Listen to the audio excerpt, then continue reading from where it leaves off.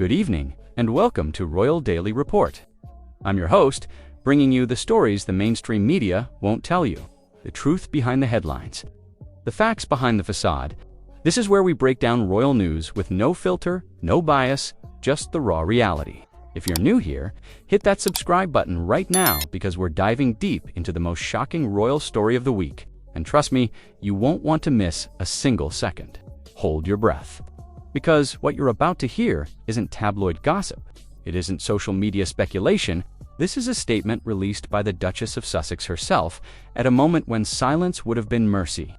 At a moment when her father lay fighting for his life in an ICU halfway around the world. And instead of compassion, instead of reconciliation, Meghan Markle delivered what may be the coldest, most calculated move of her career. Thomas Markle, 81 years old, lying in intensive care in the Philippines, his leg amputated, his body ravaged by blood clots, doctors concerned, family terrified, and thousands of miles away in Montecito, California. His daughter releases a statement. Not a phone call, not a visit. A statement, carefully worded, strategically timed. Released on the exact same day, Princess Catherine hosted her Christmas carols at Westminster Abbey. Not a chance. Before we continue, if you're finding this information valuable, do me a favor. Hit that like button, share this video with anyone who needs to know the truth, and subscribe to Royal Daily Report. We're building a community that refuses to accept the mainstream narrative. Join us. For years, Thomas Markle has done something unforgivable in Meghan's eyes. He told the truth. He spoke to the press. He asked simple questions. Will my daughter come to my funeral? A heartbreaking plea from an aging father who once FedExed soup across international borders because his daughter loved it. A man who raised her alone, a man who gave her everything. But in Meghan's world, speaking out is the ultimate sin. Not lying about the royal family. Not staging paparazzi photos for Netflix deals. Not isolating children from their grandfather. No, the sin is exposing her narrative. And for that, Thomas Markle was buried alive long before his leg was amputated. The headlines screamed. Duchess of Sussex reaches out to her father. The mainstream media celebrated. Finally, compassion. Finally, humanity. Finally, the prodigal daughter returns. But read the words carefully. Read what they don't say. The Duchess of Sussex has reached out to her father. Reached out, not called, not spoke to, not reconciled with. Reached out. Sources close to Meghan claim she had her staff investigate whether Thomas was actually in hospital. Staff, not her. Staff checking if her dying father's amputation was real or a ruse. Let that sink in. A woman who built an empire on authenticity, on breaking royal protocol, on being her true self, couldn't pick up a phone, couldn't send a text, couldn't board a plane. Instead, she had assistants verify whether her 81-year-old father's medical emergency was legitimate, enough to warrant her attention. And when the press tried to get more information, no further comment, because there was nothing further to say. She hadn't reached out. She'd done the bare minimum to control the narrative, while her father's life hung in the balance. But Meghan didn't stop at silence. She went further. The statement released wasn't just about reaching out. It was about blame. It was about making sure the world knew that whatever happened to Thomas Markle, it was his own fault. The carefully worded message made it clear.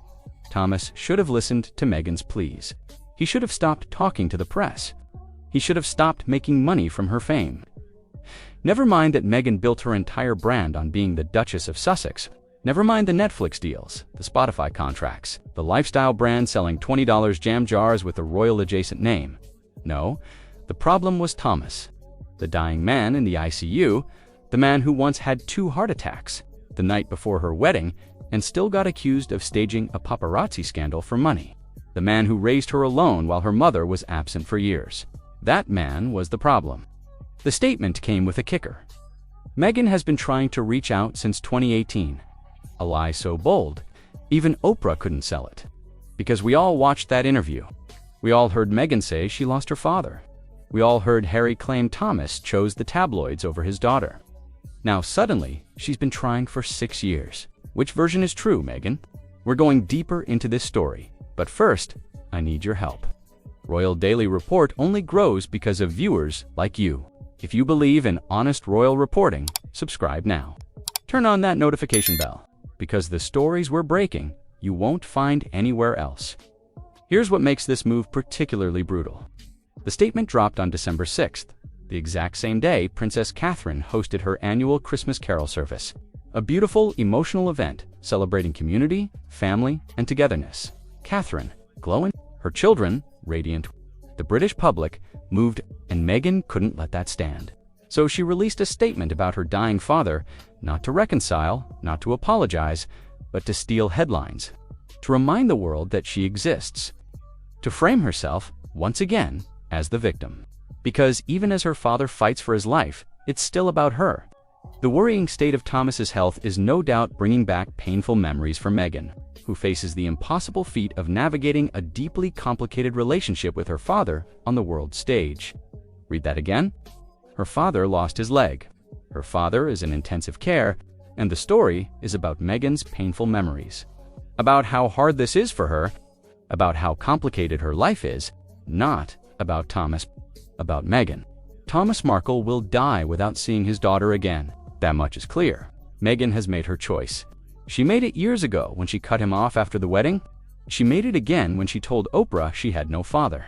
And she's making it now, releasing statements through publicists instead of boarding a plane to the Philippines.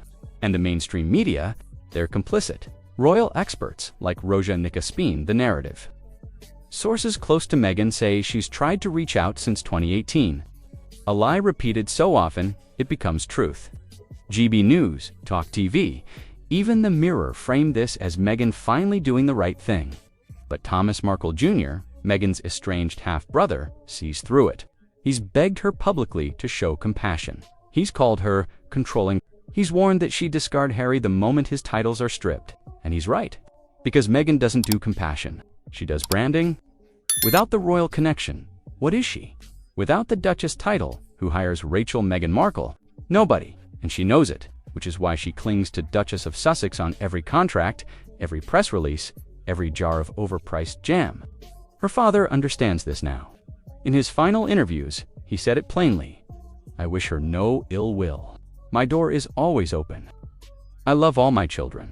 A father's unconditional love. A love Meghan will never return. This isn't just about one statement. This is about a pattern. A woman who ghosts her entire family, then plays victim when they speak out. A woman who demands privacy while selling her life story to Netflix. A woman who preaches compassion while her father dies alone in a foreign country. Even psychopaths are smarter than this. Even the coldest manipulators know when to stay silent. But Meghan couldn't help herself. She had to release that statement. She had to control the narrative one more time. She had to make sure the world knew Thomas Markle is the villain. Meghan Markle is the victim. But here's the truth, the statement reveals. Meghan Markle has already buried her father. She grieved him years ago, if she's even capable of grief. And now, as he lies in intensive care, missing a leg, fighting for his life, she's not thinking about reconciliation. She's thinking about headlines, about timing, about making sure Princess Catherine doesn't steal her spotlight. That's who Meghan Markle is. Not a duchess, not a humanitarian. A brand manager? And when the brand requires sacrificing your dying father on the altar of public relations, so be it. Thomas Markle once asked a heartbreaking question. Will my daughter come to my funeral? The answer is no. She won't, because attending would require humility. It would require admitting she was wrong. It would require putting someone else first. And Meghan Markle doesn't do any of those things. So Thomas will die in the Philippines, alone, estranged, wondering what he did wrong. Wondering why the daughter he raised, the daughter he spoiled, the daughter he FedExed soup to, couldn't find it in her heart to call him one last time. And Meghan, she released another statement, carefully worded, strategically timed, blaming him for his own death, reminding the world that she tried, that she reached out, that she's the real victim. Because in Meghan Markle's world, there are no fathers, no families, no loyalty, only narrative, only branding, only the relentless pursuit of relevance, no matter the cost. And that cost, a dying father, discarded, erased, forgotten. The palace may have taken her titles, but Meghan Markle did something far worse. She took her father's last hope and replaced it with a press release. This is not speculation. This is not gossip. This is the documented truth of a statement released while a father fought for his life. And history will remember which one of them showed mercy. That's our report for today. This is Royal Daily Report, where we bring you the truth the mainstream media won't touch. If you learned something new today, hit that subscribe button. Like this video. Share it with your friends and family. Because the only way we challenge the narrative is together. I'll see you in the next report. Until then, stay informed, stay critical, and never stop questioning what you're told. This has been Royal Daily Report.